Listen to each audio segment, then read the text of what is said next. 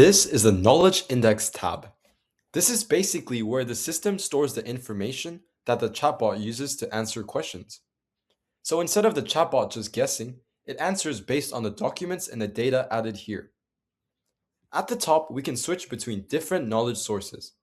For example, we might have one for the floating chat agent and another for institutions data. This is useful because each index can serve a different purpose depending on what the chatbot needs to know.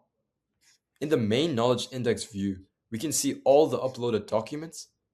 Each row shows the document title, a preview of the content, when it was created, who created it, and the available actions.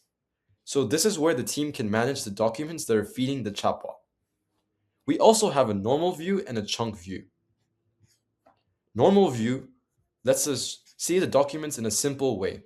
Chunk view is more detailed and shows how the content is split into smaller sections for the chatbot to search through. So if someone wants a deeper look of how the information is being processed, they can use chunk view. At the top, we can search through the knowledge index and sort the documents. This makes it easier to find a specific file or piece of information, especially when there are a lot of documents uploaded. If we want to add new knowledge, we click Add Document.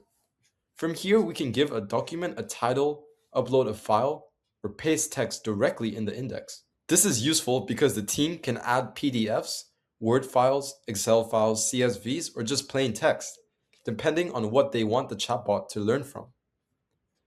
The file upload option is for bringing in existing documents, and the paste option is useful for quickly adding notes or content without needing a separate file.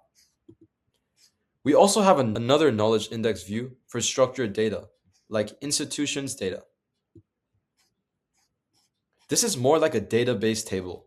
Here we can see rows of information, such as provider code, institution, course code, course name, and location. The search bar lets us search through the full database, which is helpful for when looking for a specific institution, course, city, or CRECO's code. On the right, we have a few useful tools. Filter helps us narrow down the data. Columns let us choose what fields we want to display. And export lets us download the data. And upload CSV lets us bring in bulk structured data quickly. So overall, the knowledge index is where the chatbot gets its knowledge from. It lets the team upload documents, add text, manage content, search through information, and even work with structured data sets. In simple terms, this is the place where we control what the chatbot knows.